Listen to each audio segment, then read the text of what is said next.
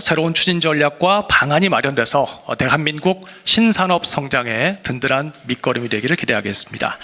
그럼 회의에 앞서 대통령님께 모두 말씀을 청해 보도록 하겠습니다. 네, 여러분 반갑습니다.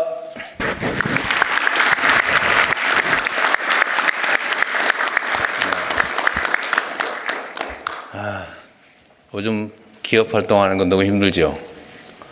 온 동네가 좀 편안한 데가 없습니다. 네. 대한민국이 그야말로 저성장 또 글로벌 기술 경쟁 격화 속에서도 여러분들의 노력으로 잘 견뎌나가고 있습니다. 경제 상징 지표 중에 하나라고 할 수 있는 주가지수가 오늘도 사상 최고치를 찍어서 여러분들의 현장에서의 노력이 빛을 발하고 있지 않나 그런 생각이 듭니다.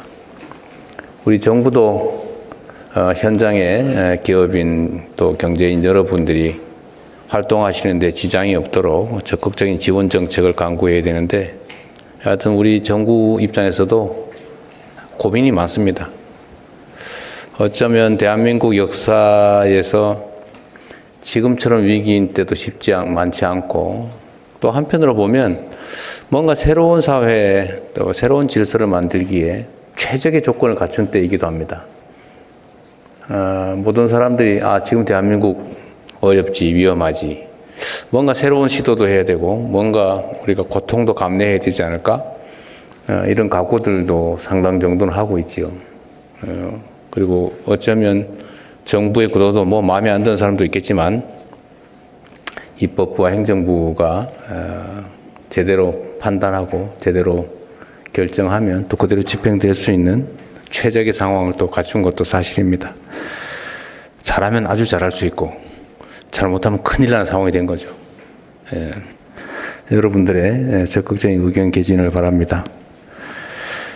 성장과 도약을 위해서는 우리가 자주 얘기하는 것처럼 정말로 이 활동의 발목을 잡고 있는 낡은 규제들을 혁신해야 됩니다.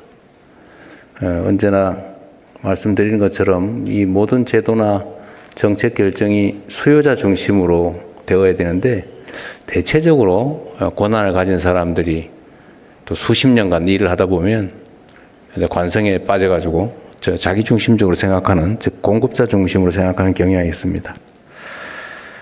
그래서 규제를 좀 완화하자, 철폐하자, 심하게 얘기하면 또 제가 하는 식의 표현으로 한다면 합리화하자. 불필요한 규제는 없애거나 축소하고 필요한 규제는 확대 강화하자. 일방적으로 축소하거나 일방적으로 확대하는 것만이 옳은 건 아니니까 합리적으로 만들자라는 게 제가 드리는 말씀인데 역시 이것도 잘못하면 회의나 몇 번 하고 구호나 외치다가 끝나버릴 가능성이 적지 않죠. 그렇게 되지 않도록 저희가 노력하겠습니다. 그래서 지금 규제들이 보면 이제 이해관계자들 간의 충돌이 많죠. 또 한편으로 보면 정부 일을 하는 부처들조차도 입장이 다 달라요.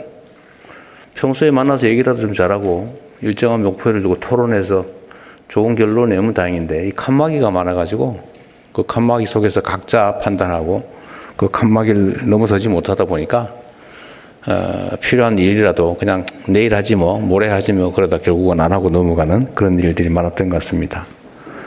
그래서 이거를 복잡한 이해관계 또 부처 간의 입장의 차이 때문에 정말 거미줄처럼 규제들이 얽혀 있는데 이런 거미줄 규제를 좀 과감하게 확 걷어내자라는 게 우리 이번 정부의 목표입니다. 그래서 몇 가지 지금 안을 만들어 봤는데 규제들을 빠르게 바꿔나가려면은 사실은 추진력이 있어야 되죠. 그래서 제가 직접 관할하는 몇 차례의 규제개혁 회의를 한번 해볼 생각입니다. 여러분들의 현장의 의견도 좀 과감하게 듣고 또 필요하다면 법제화를 포함해서 강력한 추진력을 가지고 좀 진행을 해볼 생각입니다. 오늘은 새로운 성장을 열어가는 첫 걸음으로 미래 핵심 산업에 관한 규제를 한번 논의해 보려고 합니다. 세계 각국이 인공지능이니 모빌리티, 바이오 헬스 같은 미래 산업 분야에서 주도권을 획득하기 위해서 정말로 치열하게 경쟁하고 있습니다.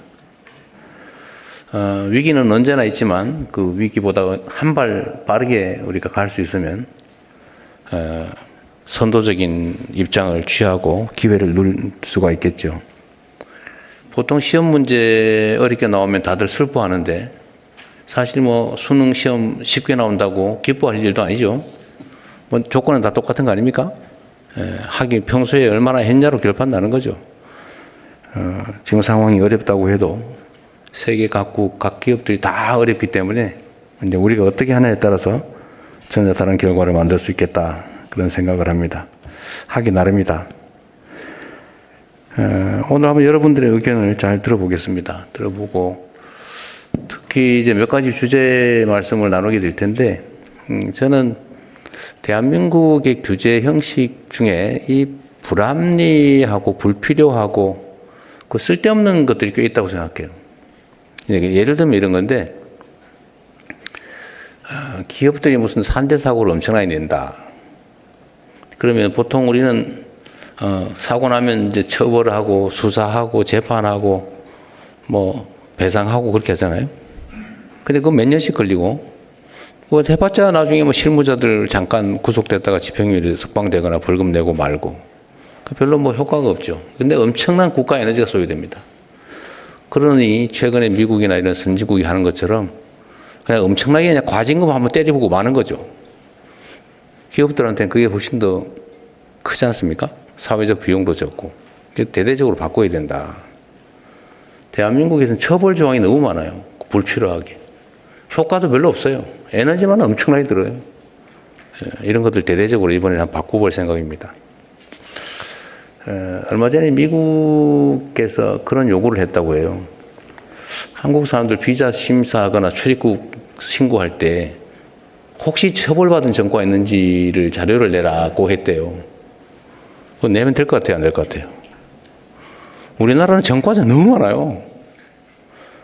뭐 민방위 기본법, 예비군 설치법, 뭐 살림법, 뭐 벌금 10만 원, 5만 원, 막 이게 너무 평생 쌓여가지고 이거 많아요.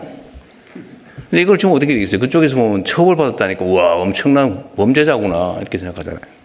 이게 우리나라가 지금까지 해온 방식입니다. 지나치게 처벌 중심. 그래서 기업인들이 외국에 투자할 때 그렇게 얘기한다고 그래요. 한국은 가서 투자 결정 잘못하면 감옥 가는 수가 있어. 그 배임죄라고 하는 게 있잖아요. 상상 못할 일이죠. 그래서 결정을 잘못했는지 나중에 너 이렇게 했으면 훨씬 더 잘할 수 있었는데 왜 이렇게 해서 기업에 손해를 끼쳤어?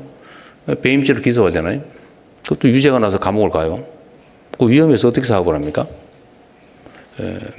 판단과 결정을 자유롭게 하는 게 기업의 속성인데. 어쨌든 이런 것들을 좀 대대적으로 고쳐보자. 오늘 그런 얘기도 한번 해보면 좋겠습니다. 뭐든지 합리적으로, 타당하게, 공정하게, 실효적으로 할 필요가 있지 않겠냐 생각이 듭니다. 여러분들의 좋은 의견을 많이 들어보겠습니다. 고맙습니다.